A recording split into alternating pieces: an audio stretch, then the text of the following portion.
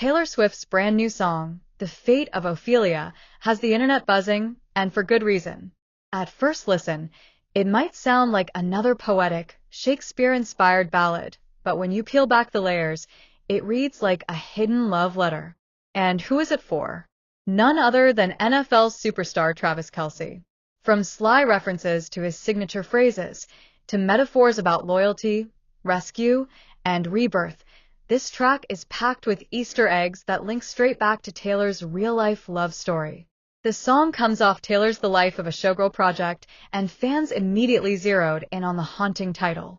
The Fate of Ophelia is a Shakespearean reference, Ophelia being the tragic figure from Hamlet who lost herself to heartbreak and despair, ultimately drowning. It's a heavy metaphor, but Taylor flips it. She paints a picture of being rescued from that same fate. So, who's the rescuer in her modern love story? Travis Kelce. Right away, the first line of the song sets the tone. I heard you calling on the megaphone. That's a cheeky nod to Travis's famously bold podcast moment, where he openly shot his shot at Taylor for the world to hear. It wasn't subtle, it wasn't hidden, and clearly it worked. The Travis Kelce references don't stop there. Taylor sings, "Keep it 100. If you followed Travis, you know that's one of his go-to phrases. In fact, when he and Taylor first went public, their debut Instagram posts caption tied back to that exact phrase, and fans quickly noticed the math. Her lucky number 13 plus his jersey number 87 equals 100. A subtle inside joke made lyrical. Then comes another clue. Pledge allegiance to your hands, your team, your vibes. No need to overthink this one. She's straight up referencing Travis's team, the Kansas City Chiefs. These aren't vague metaphors, they're fingerprints.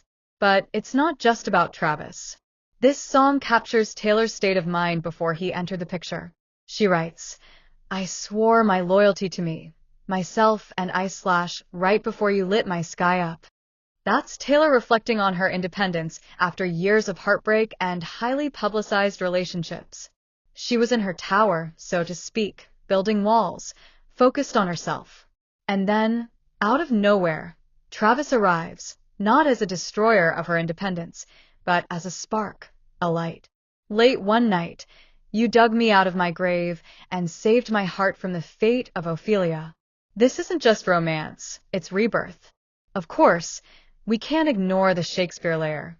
Ophelia was driven to madness by Hamlet, the man she loved, and abandoned by him in her deepest despair. So, if Travis is saving Taylor from Ophelia's fate, who is Hamlet in this narrative? Fans can't help but point toward Joe Alwyn, Taylor's ex.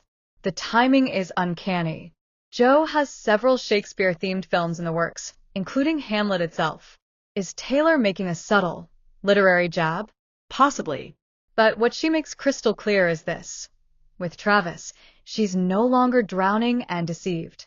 That line, all because you came for me, sounds like closure and liberation. Another striking lyric is, 'Tis locked inside my memory, and only you possess the key. The imagery of keys and locks has followed Taylor for years, often symbolizing secrets, love, and trust. With Travis, she frames him as the one who holds the key to pulling her out of a darker past. This isn't just a love song, it's a gratitude anthem. She ties it back to imagery of chains, crowns, and vines, elements of entrapment, but then flips it, making them symbols of connection and strength. It's classic Taylor, turning vulnerability into power. So, what does this all mean for Taylor's story right now? On one hand, it's a personal declaration. She's found someone who saved her from repeating cycles of heartbreak. On the other, it's almost mythic. Taylor's not just writing about romance. She's writing about rescue, survival, and renewal. For a woman who's been compared to tragic heroines, who's had her love life dissected in headlines, and who's endured betrayal and loss, she's rewriting the narrative. She's saying, I was Ophelia, but with you, I'm not. That's a powerful evolution, both for Taylor as an artist and as a person. At the end of the day, The Fate of Ophelia isn't just a love song. It's a coded story, a Shakespearean allegory, and a celebration of finding love that heals rather than hurts. From the megaphone shout-out to the Chiefs references, to the poetic imagery of being pulled out of a grave, it all points to Travis Kelce as the hero of her narrative.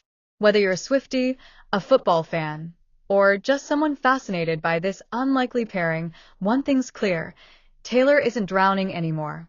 She's dancing, she's thriving, and she's writing her own ending to Ophelia's story. And honestly, that might be the greatest love story she's ever told.